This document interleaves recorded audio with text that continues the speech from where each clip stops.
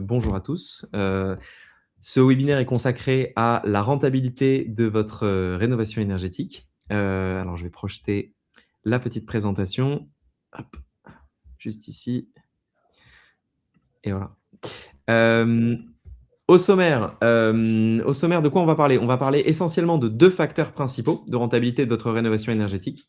À la fois la rentabilité directe, j'ai envie de dire, c'est-à-dire les économies d'énergie que vous allez pouvoir réaliser sur vos factures de chauffage, à quel point c'est un mythe ou une réalité, quel est l'impact de votre rénovation énergétique sur vos factures au quotidien, mais aussi, et c'est peut-être le levier le plus sous-estimé, celui dont on parle le moins, l'augmentation de la valorisation de votre bien, qui est un phénomène qui est extrêmement bien documenté et qui est extrêmement conséquent, en fait, et qui peut être le vrai levier de rentabilité pour vous. Puis après, il y a plein d'autres raisons de faire votre rénovation énergétique, et on parlera également de ces raisons-là tout à l'heure. Peut-être très rapidement pour se présenter, je commence par présenter, je laisserai Alban prendre la parole pour se présenter également.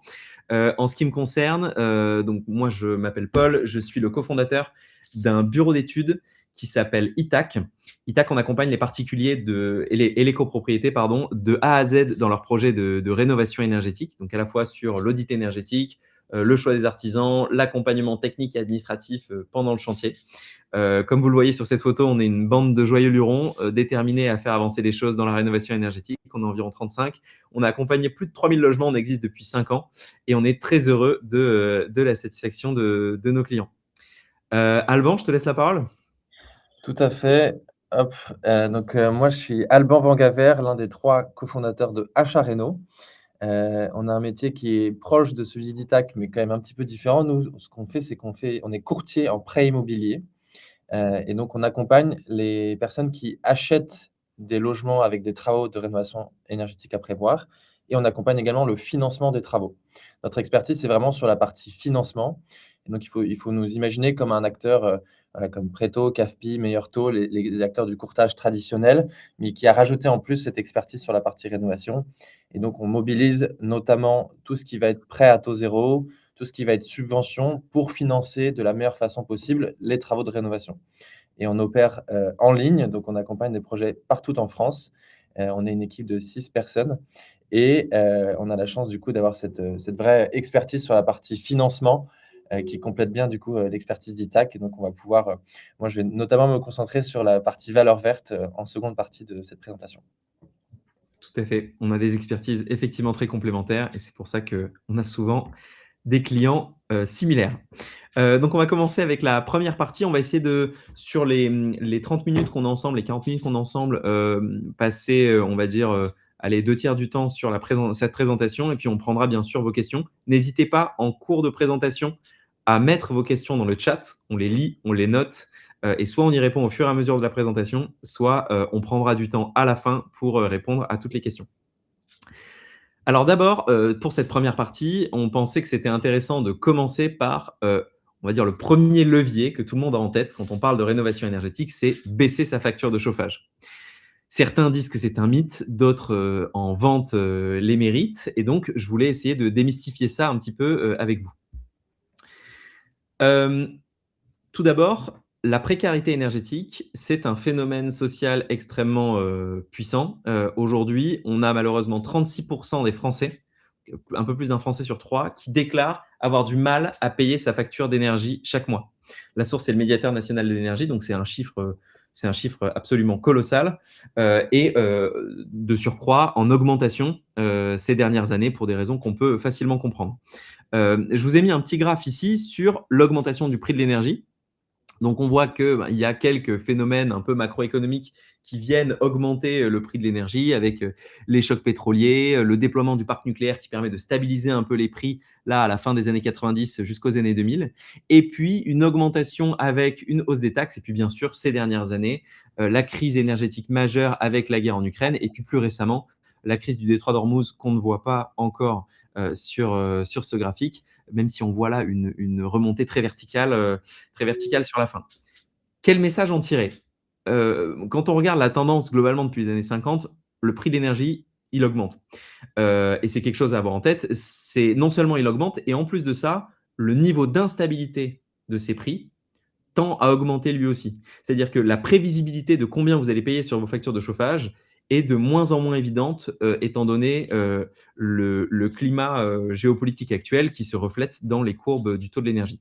Si on fait un focus un peu sur la crise actuelle, on a, donc là j'ai essayé de zoomer en quelque part ce graphe depuis le début de l'année, hein, entre janvier et avril. Donc on voit bien que depuis le conflit en Iran, là, autour de mi-février, il y a une véritable augmentation du prix de l'énergie avec la fermeture du détroit d'Ormuz.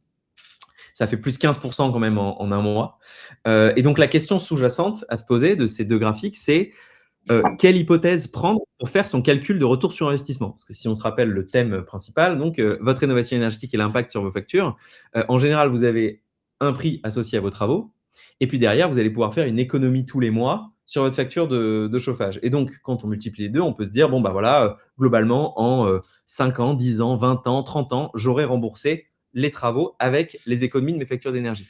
Le problème, c'est que ce prix de l'énergie n'est pas stable. Et ça, c'est vraiment quelque chose qu'il faut prendre en compte. Non seulement il est en augmentation croissante, constante, et en plus de ça, il passe son temps à avoir une volatilité de plus en plus forte.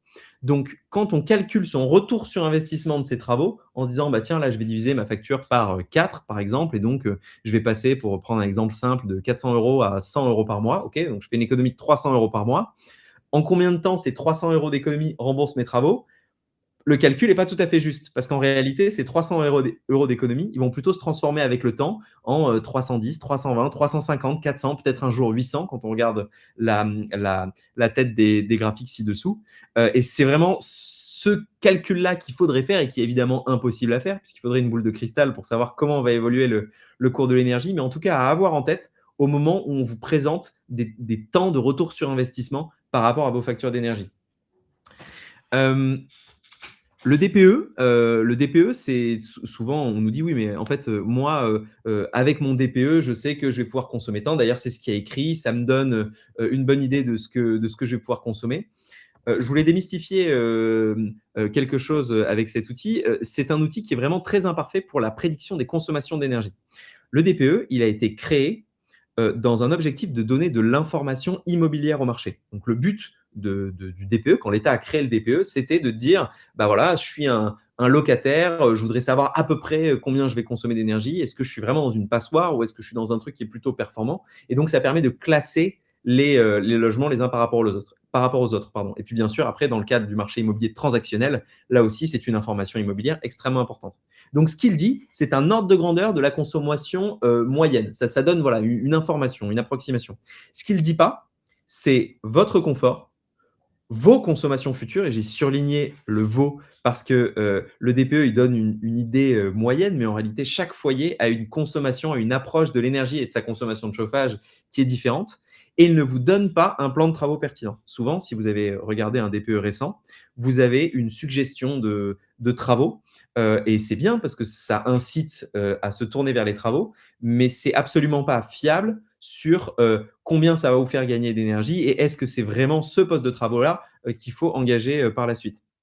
Donc le message clé que je voulais vous faire passer, c'est que tous les euros investis dans des travaux ne se valent pas. Et donc il faut aller chercher les bons gisements d'énergie grâce à un audit énergétique sérieux, une étude thermique en gros, donc avant de vous soigner, de savoir de quoi votre logement est malade pour savoir quels sont les travaux qu'il va falloir préconiser.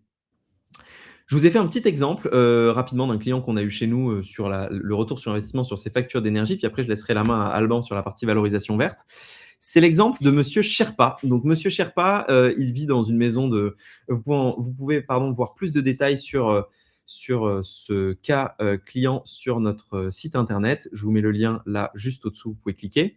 Donc, c'est une maison de 1923 en pierre, 190 mètres carrés, un DPE F, donc une passoire énergétique, et une consommation très élevée pour maintenir à 19 degrés la journée et 17 degrés la nuit en hiver. Puisqu'à la fin, et c'est ce que je disais dans la slide précédente, tout est question de confort.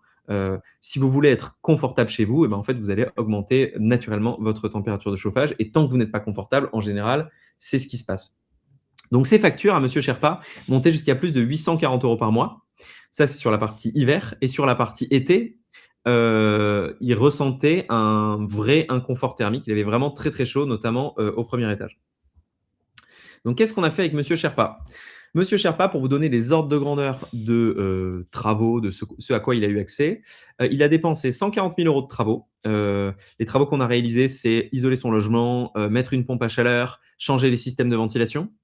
Il a eu accès à 25 000 € d'aide de MaPrimeRénov' qu'on est allé chercher pour lui, ce qui nous a permis de passer sa note énergétique de F à B et ses consommations de CO2 de F à A. Donc, pour rappel, dans le DPE, la note énergétique, c'est la pire des deux notes. Donc, si vous avez une note de consommation énergétique en B et une note de CO2 en A, alors votre DPE sera B. Donc, c'est le cas de Monsieur Sherpa maintenant qu'il a fini ses travaux. Il a réussi une baisse de ses factures assez spectaculaire avec une division par 7. Maintenant, il paye environ 100 € par mois. Ce qui fait, comme je le disais tout à l'heure, un retour sur investissement de 13 ans sur facture si le prix reste stable, en passant de 840 € par mois à 100 €, ça fait globalement une économie de 700, un peu plus de 700 €.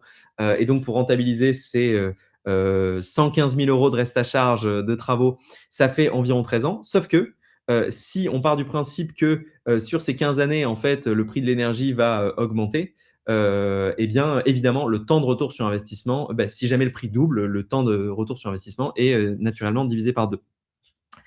Et je fais la transition pour la partie d'Alban, car Monsieur Sherpa, quand on fait réestimer son bien sur Meilleurs Agents, grâce à ce changement de note énergétique, on estime qu'il a une plus-value sur son bien de 135 000 €. C'est-à-dire que quasiment instantanément, au moment où il a fait ses travaux, il a déjà rentabilisé ses travaux de rénovation énergétique, même avant de parler de la diminution de ses factures d'énergie. Euh, Attention, pour y arriver, et donc c'est peut-être le dernier avertissement que j'ai envie de donner avant de passer à la suite, c'est que pour avoir ce type de résultat spectaculaire, évidemment, il ne faut pas faire n'importe quoi. Il y a une étude de l'ADEME assez terrible qui montre que 75% des rénovations énergétiques ne donnent aucun gain sur la note énergétique.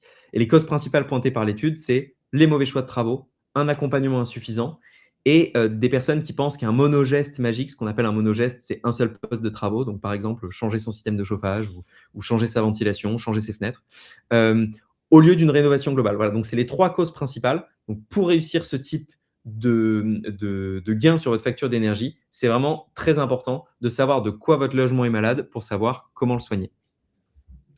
Ça, c'est pour la partie retour sur investissement. Et bien sûr, on répondra à toutes les questions à la fin. Mais comme je le disais, le principal levier, ça reste l'augmentation de la valeur du bien, qu'on appelle aussi la valeur verte. Tout à fait, merci beaucoup Paul. J'enchaîne du coup sur la valeur verte. Je vous invite à rester, jusqu'à la fin parce qu'on va pouvoir, vous mettre à disposition un outil gratuit où vous allez pouvoir faire un exemple sur votre bien, pour vous donner un peu une idée de si c'est rentable ou pas pour vous de rénover.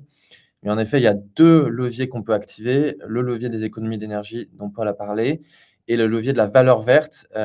En fait, la valeur verte, c'est assez marrant, mais c'est on met un mot sur une réalité qu'on observe de plus en plus sur le marché, mais ce terme valeur verte, il est encore assez méconnu et donc le but, c'est que je vous explique de quoi on parle et comment ça fonctionne.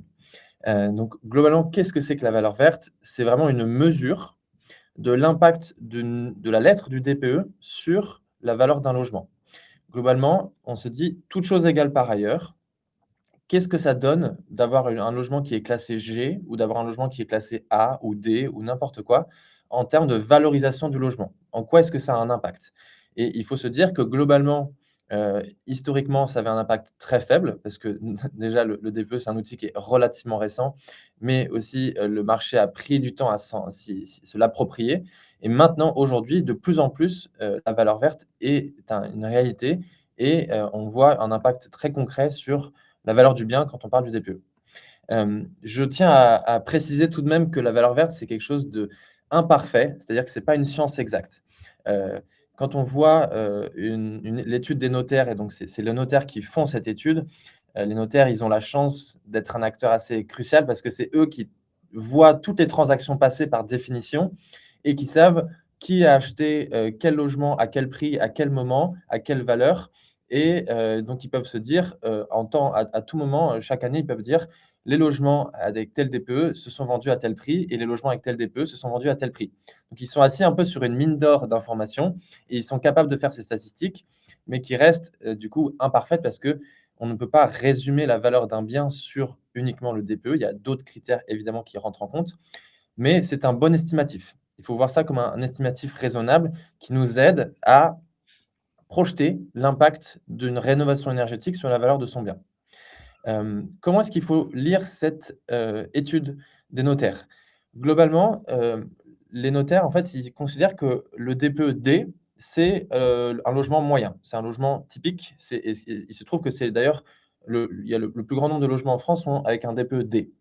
Et ensuite, ils vont se dire, comparé aux logements DPE-D, à quel prix se sont vendus les logements avec un DPE-E, avec un DPE-F, avec un DPE-G? Et pareil, à quel prix se sont vendus les logements avec un DPE-C, un DPE-A, un DPE-B?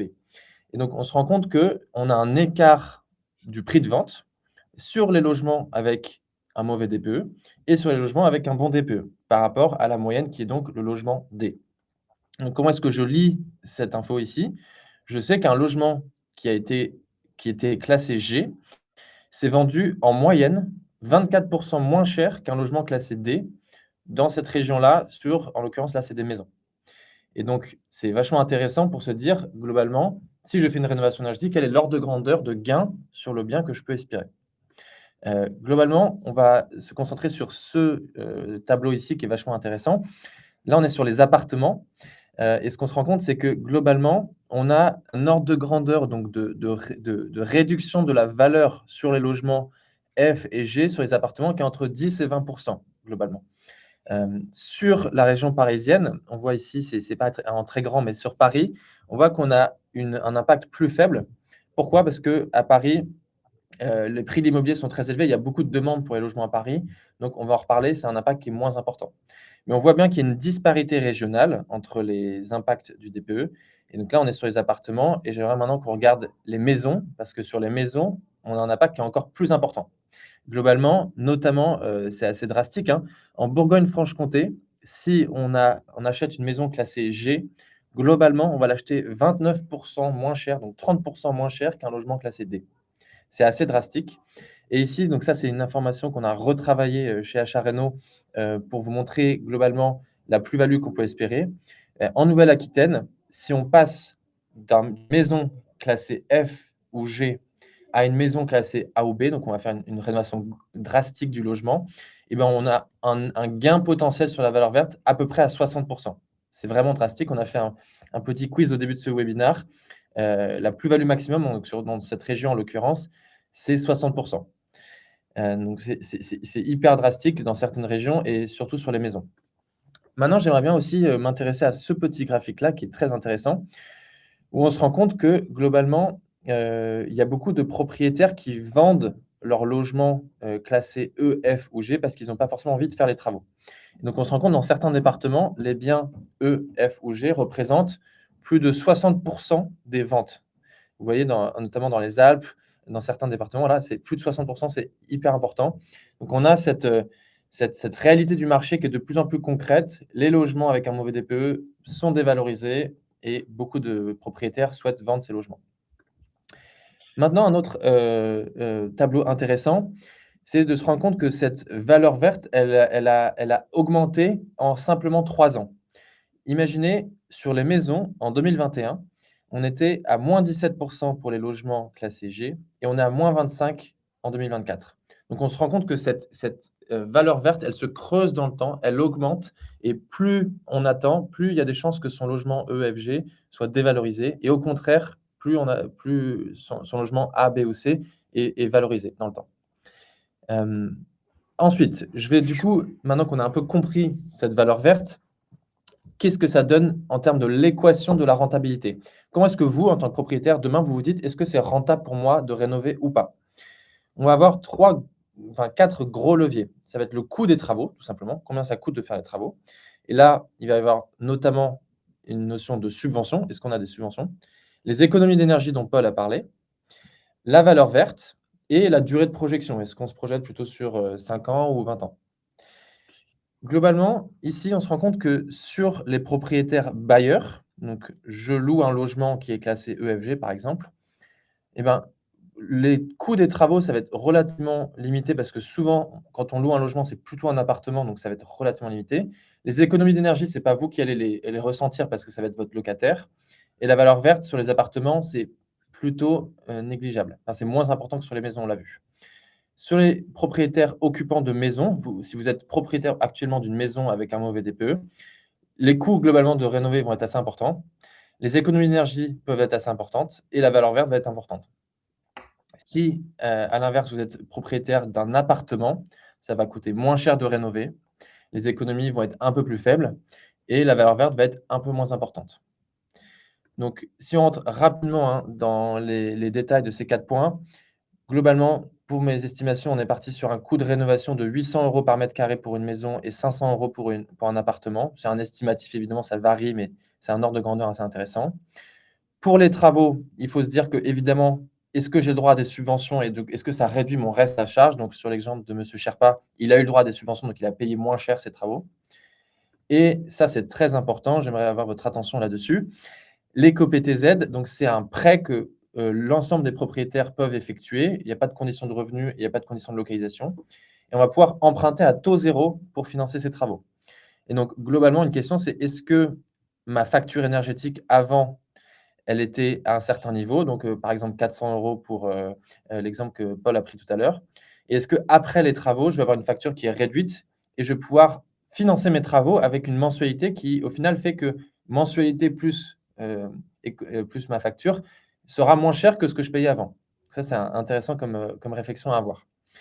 Les économies d'énergie, je ne vais pas m'attarder là-dessus. Paul en a parlé. On se projette sur une augmentation des coûts de l'énergie dans le temps et pour vraiment avoir un impact, il faut faire une rénovation performante et bien réfléchie. Et la valeur verte, alors là, j'aimerais juste apporter aussi, une information.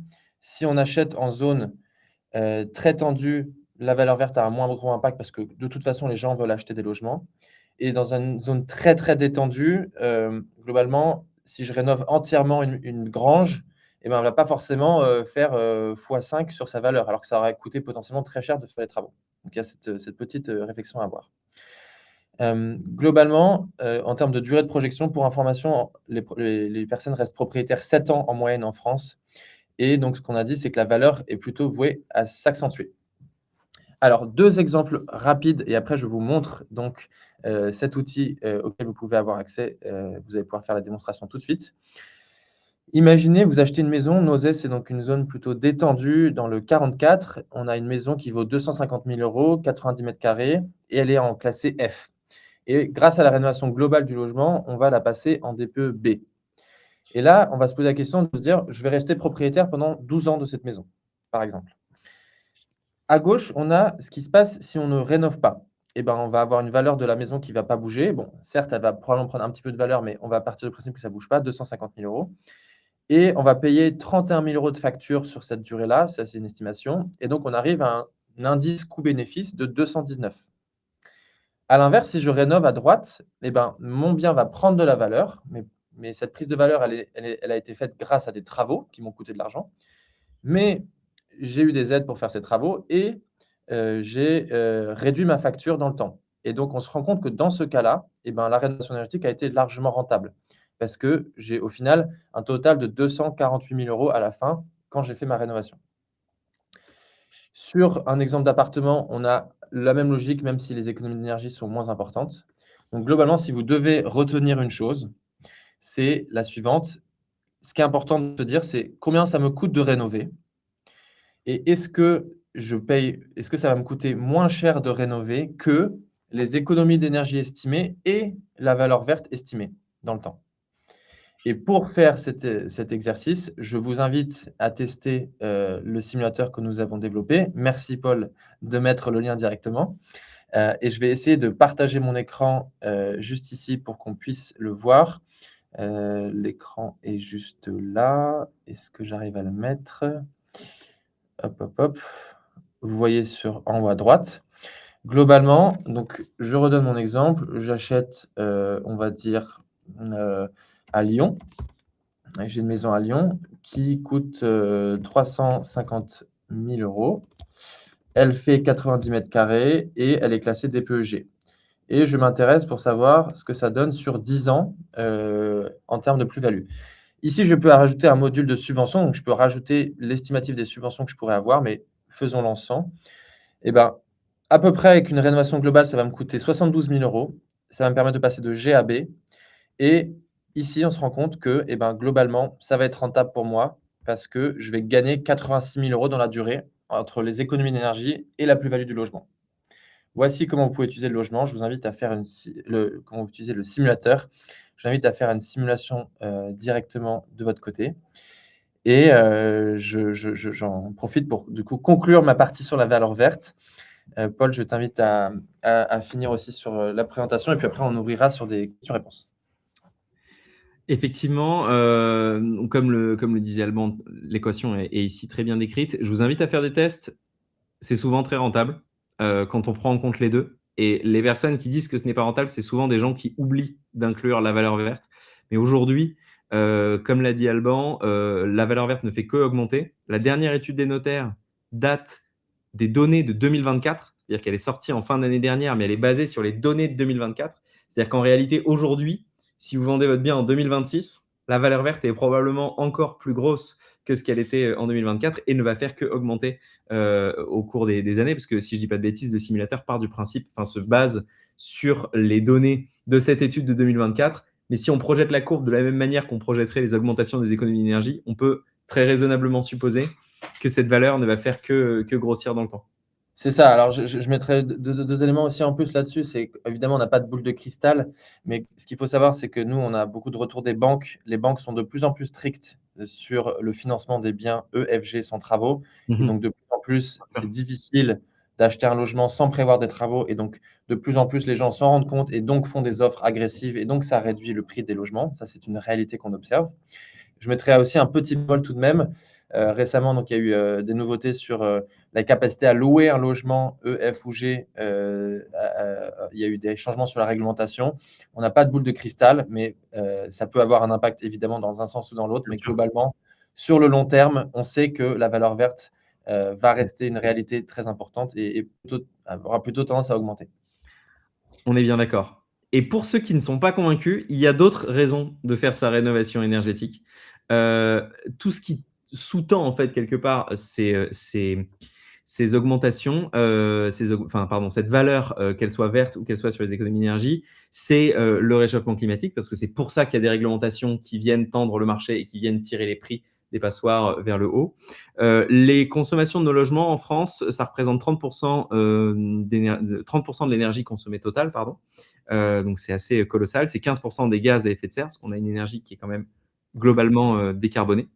Donc c'est une autre bonne raison, bien sûr, de faire sa rénovation énergétique. Le confort, j'en ai parlé tout à l'heure pour l'hiver, mais dans le cas de Monsieur Sherpa, c'est beaucoup plus difficilement mesurable, le retour sur investissement sur le confort d'été. Et pour autant, c'est colossal. D'après la Fondation, maintenant Fondation pour le logement, 49% des foyers déclarent avoir souffert d'un excès de chaleur dans leur logement pendant au moins 24 heures consécutives durant l'été 2025. On voit dans toutes les courbes météorologiques que les conditions climatiques l'été ne cessent d'augmenter. Et donc, on peut aussi supposer que ce chiffre va continuer d'augmenter. Faire sa rénovation énergétique, pour beaucoup, ça a été un réflexe pour baisser les factures d'énergie, pour moins monter les consignes de chauffage. De plus en plus, nous, ce qu'on observe chez Itac, c'est que les gens viennent nous voir pour des histoires de confort d'été, parce qu'ils ont peur, en fait, de l'été qui va arriver. Et l'isolation, en particulier, mais aussi potentiellement des systèmes de réfrigération, peuvent permettre de lutter contre cela. Et bien sûr, une autre raison, même si effectivement, Alban, tu as raison de le souligner, l'actualité très récente ne me donne pas forcément raison. Une autre raison de faire sa rénovation énergétique, c'est bien sûr la réglementation. Les passoires énergétiques sont interdits à la location, donc étiquetés G depuis le 1er janvier 2025, les F à partir du 1er janvier 2028 et les E le 1er janvier 2034. Alors très récemment, effectivement, le gouvernement a annoncé un éventuel report sous certaines conditions qui n'ont pas été complètement précisées et pas encore votées. Quoi qu'il en soit, si report il y a, ce sera très probablement un report et un report conditionné. Mais la tendance réglementaire, elle, est toujours là, car à la fin, on a 5 millions de passoires thermiques en France et on a besoin de les rénover si on veut de la souveraineté énergétique et limiter le réchauffement climatique tout en soulageant le pouvoir d'achat des ménages. S'il fallait retenir 2 points avant de prendre vos questions. 1, la rénovation énergétique est rentable, mais il faut faire les choses bien. Et pour faire les choses bien, il faut savoir quels travaux faire chez soi, d'une part, et d'autre part, ne pas se laisser décourager par des histoires de financement ou de trésorerie, car en réalité, les solutions existent, elles sont nombreuses et c'est pour ça que des acteurs comme Achat Reno existent et font très bien leur travail. Le deuxième point est que oui, les économies d'énergie sur facture peuvent être colossales, surtout si on prend en compte l'augmentation du prix de l'énergie, ce qui n'est pas toujours le cas et ce qu'il faut vraiment avoir en tête quand on fait son calcul. Mais le principal levier de cette rentabilité, ça reste la valeur verte. Et aujourd'hui, vu les résultats de l'étude sur 2024, c'est difficile de se tromper rien que sur la valeur verte quand on fait sa rénovation énergétique, si tant est qu'on a respecté le point numéro un, qui est que il faut que la rénovation énergétique, elle soit effectuée correctement pour qu'on ait effectivement une amélioration de la note DPE en sortie.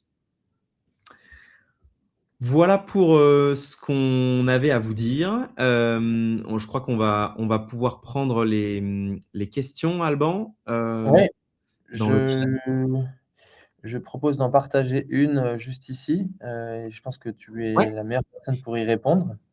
Même si Itac Mar peut m'aider dans mon choix d'artisan. Alors, Itac, non, effectivement. Itac, c'est une société qui est MAR, donc qui est réglementée, qui accompagne les particuliers de A à Z et qui fait de l'assistance à maîtrise d'ouvrage, donc qui va aider sur la relecture des devis des artisans.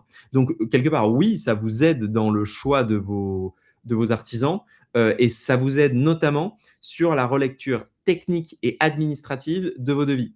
Parce que pour avoir accès à vos dossiers de subvention, il faut remplir un dossier qui est un petit peu complexe. Il faut être sûr que l'artisan a bien respecté les préconisations de l'audit énergétique. Et donc, c'est pour ça que ce soit dans le cadre d'une demande de subvention ou pas, on est capable chez ITAC de faire de l'assistance à maîtrise d'ouvrage, donc en gros de vous aider à faire le choix des bons artisans et vous accompagner pendant le chantier pour éviter les malfaçons et ne pas avoir de surprise en fin de chantier. Pour information, nous, chez ITAC, on garantit la note DPE en fin de chantier. C'est-à-dire que si on fait un audit énergétique et qu'on vous dit si vous faites tel, tel, tel et tel travaux, alors vous aurez telle note en sortie, eh bien, on vous le garantit contractuellement. J'ai une autre Ouais, vas-y, je t'en question prie. actuellement de Brigitte Marie. Une question un peu technique sur les travaux. Ouais. Alors, comment améliorer ou changer le chauffage et la production d'eau chaude sanitaire lorsqu'une copro est en chauffage et eau chaude sanitaire individuelle gaz? On voit que de plus en plus, le gaz est non grata. Ça, c'est rien de le dire, effectivement. Les dernières annonces récentes montrent que on veut plus de souveraineté énergétique et donc les systèmes de réglementation, qu'ils soient incitatifs ou coercitifs, poussent de plus en plus à supprimer le gaz des logements pour bénéficier des subventions ou même tout simplement pour respecter la réglementation. En ce qui concerne votre cas particulier, là, c'est difficile de dire, de se prononcer là sans plus de détails. En revanche, je vous invite vraiment, et je vous remets le lien en bas, à prendre contact avec nous directement sur notre site. Et on a des conseillers qui pourront déjà évaluer gratuitement votre cas et vous proposer éventuellement une prestation pour vous accompagner. J'en profite peut-être avec la deuxième question de Brigitte Marie que j'avais vu passer sur comment convaincre, alors je vais essayer de la réafficher, mais elle était un petit peu longue, sur comment convaincre globalement voilà, merci. Comment convaincre les copropriétaires de voter des travaux, de les convaincre de leur retour sur investissement, comment est-ce qu'on agence retour sur investissement individuel et retour sur investissement collectif de la copropriété. Effectivement, c'est une vaste question. Et c'est pour ça qu'en copropriété, peut-être même encore plus qu'en maison individuelle, c'est extrêmement important de faire appel à un assistant à maîtrise d'ouvrage, ce qu'on est aussi chez ITAC, et dont le métier, plus que sur la maison individuelle, est essentiellement la partie financière, enfin l'équation financière, le montage financier, et justement essayer de convaincre l'ensemble des particuliers que tout le monde va s'y retrouver. Alors on a beaucoup de mécanismes pour ça, et encore une fois, que ce soit Brigitte Marie ou n'importe quel autre auditeur de ce webinaire, on sera ravi de vous l'expliquer plus en détail. Sur les 4 minutes qui nous restent, ça risque d'être un peu léger. Je ne sais pas s'il y avait d'autres. Ouais, si tu vois d'autres Une questions. question éventuellement de Damien sur la partie financement. Attention, les factures d'énergie n'intègrent pas le calcul d'endettement d'un ménage. Aussi, si le ménage fait 300 € d'économie de facture, il ne crée pas 300 € de capacité de financement de crédit. Alors tout à fait, donc lorsque on souhaite, réaliser un prêt bancaire, les banques regardent le taux d'endettement, donc les fameux 35. Si on économise sur sa facture d'énergie, les coûts de l'énergie ne sont pas pris en compte par les banques pour, le calcul du taux d'endettement.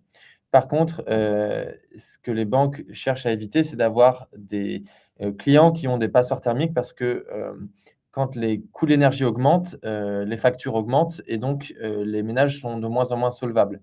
Donc il y a de plus en plus, c'est assez intéressant de, prêts bancaires, on l'observe nous chez Achat Reno, un client que j'ai accompagné tout récemment. Sur l'offre de prêt, la banque propose 3,40 par exemple comme taux de crédit immobilier. Et si, sous 3 ans, le logement est rénové, le taux de crédit immobilier va être réduit de 0,15 points. Donc on va gagner en coût de crédit grâce à la rénovation énergétique. Donc il y a de plus en plus de leviers de ce type-là.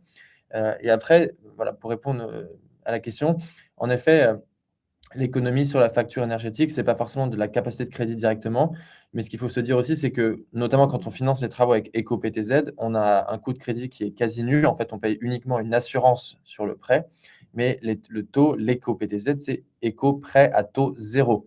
Donc on est capable de financer les travaux sans payer d'intérêt et ça, c'est jusqu'à 50 000 €. Donc voilà, pour information, dites-vous globalement que si vous avez 50 000 € de travaux à prévoir, de rénovation énergétique et que vous êtes propriétaire d'une passoire thermique, il y a de fortes chances que ces travaux soient finançables à taux zéro, à 100. Enfin, vous puissiez financer l'ensemble de ces travaux à 100 à 0. Je m'en mêle les pinceaux entre tous les travaux et sans intérêt, mais vous m'avez compris, donc dites-vous que, voilà, il y a la capacité de financer sans intérêt. J'enchaîne avec, je vais grouper 4 questions qui sont globalement plus ou moins les mêmes ou sur lesquelles malheureusement je vais devoir faire une réponse de Normand. La maison de Rudy, la question pardon de Rudy qui a une maison construite en 1989, donc sans isolation thermique et qui demande comment initier un audit. Il y avait d'autres questions de cas particuliers, sur le coût d'un MAR, pour un appartement 3 pièces à Paris, le coût d'un audit, énergétique en copropriété, ou non, Brigitte, il ne faut pas le multiplier par 22. On a évidemment un tarif qui est très progressif parce qu'il y a beaucoup d'économies d'échelle en fonction du nombre de logements. Et il y avait une dernière question, je crois, particulière sur, je ne sais plus, mais elle était là-haut, si sur Bruno, je crois, qui de Normandie posait une question sur le remplacement de sa chaudière mixte bûche-pelée. Là-dessus, c'est encore une fois, c'est vraiment le but de l'audit énergétique, c'est de répondre à ces questions spécifiques, de savoir quoi faire comme travaux. Pour répondre à la question de Rudy et donc pour les autres, comment initier cet audit énergétique? C'est très très simple. Il vous suffit d'aller sur le site d'ITAC juste au-dessous, de remplir vos coordonnées dans la page contact, d'écrire votre projet. Vous serez rappelé par un conseiller gratuitement qui va essayer de comprendre votre projet, comprendre vous, vos préoccupations et vous proposer la prestation la plus adaptée par rapport à vos besoins. Et puis si bien sûr vous avez des problématiques de financement de ces C'est ce que projets. j'allais dire. Ouais, c'est ça, tout à fait. C'est ça. Vous avez tout intérêt à contacter à la fois Itac et Achat Reno, sur, donc, la partie conseil travaux techniques, et Itac est super bien positionné en tant qu'auditeur énergétique EMAR et sur la partie, financement, notamment si vous avez un enjeu de prêt bancaire, donc si vous avez envie de chercher à la fois un éco-PTZ ou un prêt complémentaire, nous, on est en mesure de vous accompagner, que ce soit en tant que propriétaire, vous êtes déjà propriétaire ou si vous êtes en train d'acheter un logement avec des travaux et que vous souhaitez financer ces travaux. Et ben, je crois on arrive à la fin. Merci beaucoup pour votre attention. Je ne résiste pas au plaisir de partager le dernier commentaire de Charles parce que ça fait plaisir et effectivement, on est ravis de faire notre métier et d'accompagner nos clients. Merci beaucoup pour votre attention pendant ce webinaire. Vous pouvez retrouver le lien du site d'ITAC ici. Je ne sais pas si je peux mettre 2 liens en même temps. Je vous mets l'autre, le lien du simulateur là. N'hésitez pas à aller les consulter pour vérifier l'équation économique de votre rénovation énergétique et pour prendre votre projet